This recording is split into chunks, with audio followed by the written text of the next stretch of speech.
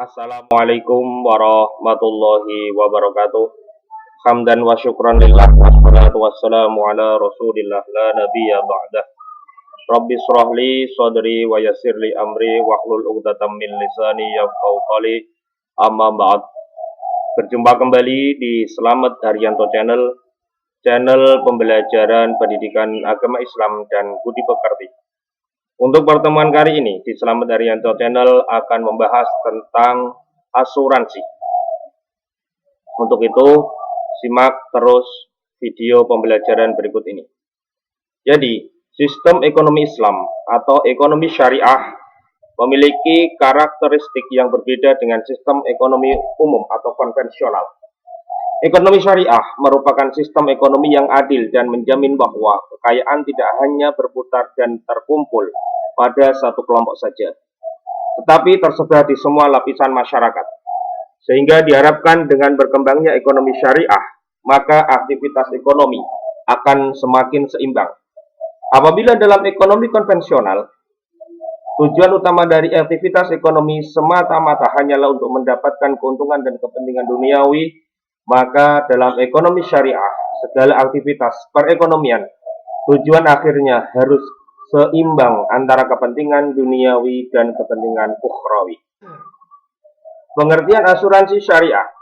Adapun yang dimaksud dengan asuransi syariah atau juga dikenal dengan asuransi takaful, yaitu berasal dari kata bahasa Arab, dari kata dasar takafala yatakafalu kafulan, yang artinya saling menanggung atau menanggung bersama. Menurut istilah asuransi syariah atau takaful adalah pengaturan risiko yang memenuhi ketentuan syariah, tolong-menolong atau simbiosis mutualisme yang melibatkan peserta asuransi dan pengelola, serta berdasarkan pada ketentuan Al-Quran dan Sunnah Nabi Muhammad SAW. Sedangkan asuransi syariah menurut Undang-Undang Nomor 40 Tahun 2014 ini adalah kumpulan perjanjian antara pemegang polis dengan perusahaan asuransi syariah dalam rangka pengelolaan kontribusi berdasarkan prinsip syariah guna saling tolong-menolong dan melindungi. Adapun unsur-unsur yang terdapat dalam asuransi syariah adalah pihak tertanggung, 2. Pihak penanggung, 3. Akad atau perjanjian asuransi, 4. Pembayaran iuran atau premi, 5. Kerugian, kerusakan atau kehilangan yang diderita tertanggung, 6. Peristiwa yang tidak dapat diprediksi. Hukum asuransi di dalam Al-Quran dan hadis. Yang pertama adalah Quran surat Al-Ma'idah ayat 2, yaitu wa ta'awanu 'alal birri wat taqwa wa la ta'awanu 'alal ismi wal udwan. Yang artinya, dan tolong menolonglah kamu dalam mengerjakan kebajikan dan takwa, dan janganlah kalian tolong menolong dalam berbuat dosa dan permusuhan. Yang kedua, Quran surat An-Nisa ayat 9. Wal yakhshal ladzina law taraku min khalfihim dzurriyyatan di'afan khafu 'alaihim falyattaqullaha wal yaqulu qawlan sadida. Dan hendaklah takut kepada Allah Subhanahu wa taala orang-orang yang sekiranya meninggalkan keturunan yang lemah di belakang mereka, yang mereka khawatir terhadap kesejahteraannya. Oleh sebab itu, hendaklah mereka berbicara dengan tutur kata yang benar. Yang ketiga, hadis riwayat Muslim dari Abu Hurairah radhiyallahu an. An Abi Hurairah radhiyallahu anhu 'anil Nabi sallallahu alaihi wasallam qala, "Man naffasa an mu'minin kurbatan min ad-dunya, naffasallahu anhu kurbatan min qurabi yaumil qiyamah. Wa man yassara 'ala mu'sirin yassarallahu 'alaihi fid dunya wal akhirah."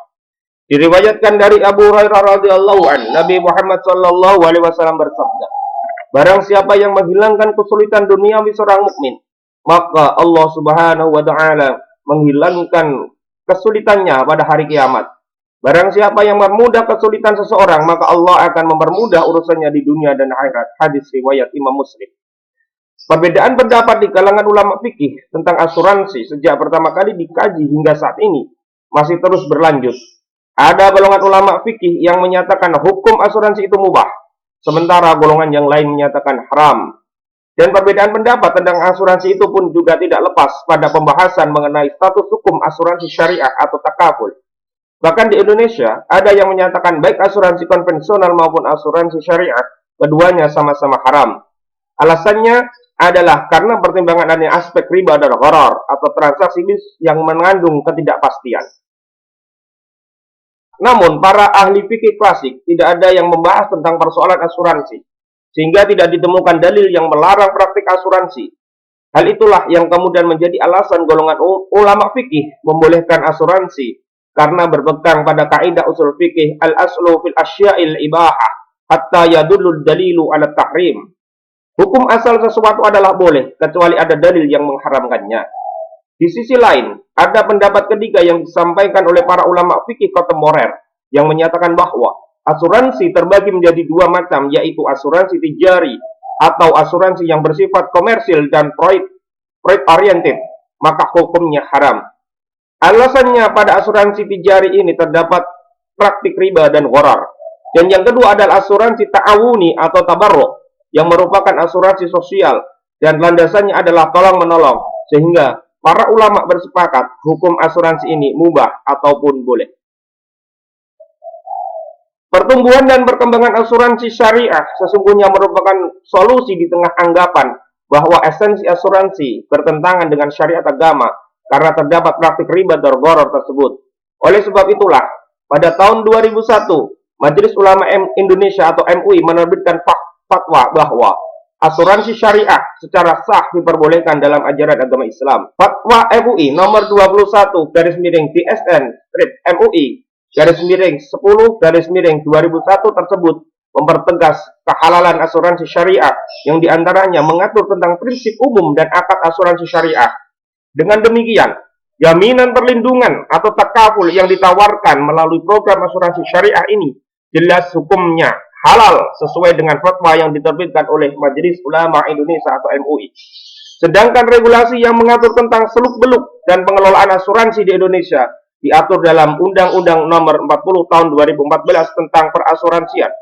Undang-undang ini mengatur tidak hanya asuransi konvensional, namun juga mengatur tentang tata cara kelola asuransi syariah dengan sangat jelas dan terperinci. Rukun, syarat, dan larangan asuransi. Imam Hanafi menyebutkan bahwa rukun asuransi hanya ada satu, yaitu ijab dan qabul. Sedangkan menurut ulama fikih yang lain, rukun asuransi adalah terdiri dari 4 hal, yaitu kafil, yaitu orang yang menjamin. Dalam hal ini, orangnya harus balik berakal, bebas berkehendak, tidak tercegah membelanjakan hartanya. Makful laik, yaitu orang yang berpiutang, disarankan sudah dikenal oleh kafil. Makful anhu, yaitu orang yang berhutang. Yang makful bih, yaitu hutang, baik barang maupun uang yang disyaratkan, diketahui dan jumlahnya tetap. Adapun syarat dan larangan bagi orang yang akan melakukan asuransi syariah adalah 1. Balik, berakal, bebas berkehendak, tidak dalam paksaan dan tidak sah transaksi atas sesuatu yang tidak diketahui atau gharar. 5. Tidak sah transaksi jika mengandung unsur riba. 6. Tidak sah transaksi jika mengandung praktik perjudian atau maisir. Tujuan dan prinsip asuransi syariah. Tujuan asuransi syariah adalah untuk melindungi peserta asuransi dari kemungkinan terjadinya risiko yang tidak bisa diprediksi. Dalam hal ini, merupakan jasa asuransi adalah perusahaan yang menjalankan amanah yang dipercayakan oleh peserta asuransi syariah untuk mengelola amanah dalam rangka menolong, meringankan musibah yang dialami peserta lain. Untuk mencapai tujuan tersebut, asuransi syariah harus memiliki dasar atau prinsip yang menjadi pijakannya. Adapun prinsip dasar asuransi syariah adalah yang pertama, tauhid. Tauhid di sini maksudnya adalah setiap tindakan atau keputusan yang diambil dalam praktik asuransi syariah harus berlandaskan pada nilai-nilai ketuhanan yang Maha Esa. Prinsip asuransi syariah yang kedua yaitu keadilan. Maksudnya prinsip keadilan dalam asuransi syariah yaitu menempatkan hak peserta dan pengelola asuransi syariah sesuai dengan proporsinya. Yang ketiga, ta'awun, yaitu tolong-menolong. Ta'awun berarti saling menolong atau saling membantu. Seseorang yang berniat menjadi peserta asuransi harus dilandasi prinsip saling membantu, karena hal tersebut merupakan prinsip utama dari asuransi syariah. Yang keempat, kerjasama. Dalam praktik asuransi syariah, seorang peserta akan melakukan kerjasama dengan perusahaan asuransi untuk menghindari risiko yang tidak terduga atau tidak bisa diprediksi. Prinsip asuransi syariah yang kelima yaitu amanah. Yang keenam, kerelaan atau ridho. Yang ketujuh, larangan praktek riba.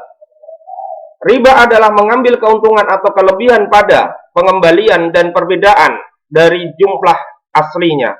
Yang kedelapan, larangan praktik gharar. Gharar adalah situasi di mana terjadi ketidakjelasan informasi di antara kedua belah pihak yang bertransaksi. Yang kesembilan, larangan praktek judi atau maisir. Judi atau maisir adalah keadaan di mana salah satu pihak mengalami keuntungan, sedangkan pihak lain mengalami kerugian. Manfaat asuransi syariah bagi umat Islam.